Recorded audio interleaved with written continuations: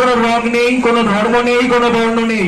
এই আন্দোলন শুধুমাত্র ডাক্তারদের জন্য নয়, এই আন্দোলন একজন ধর্ষকের বিরুদ্ধে, এই আন্দোলন ধর্ষকের শাস্তির বিরুদ্ধে। এই আন্দোলন আমরা করছি এইখানে দাঁড়িয়ে, যাতে ধর্ষক তার উপযুক্ত শাস্তি পায়, যাতে একজন ধর্ষকের দৃষ্টান্তমূলক শাস্তি হয়।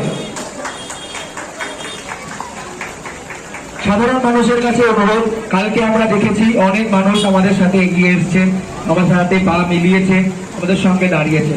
আপনারা যে বুঝেছেন যে এই জিনিসটা শুধুমাত্র ডাক্তার ফ্যাটার্নিটির মধ্যেই সীমাবদ্ধ নয়, আপনাদের জন্য অসংখ্য ধন্যবাদ।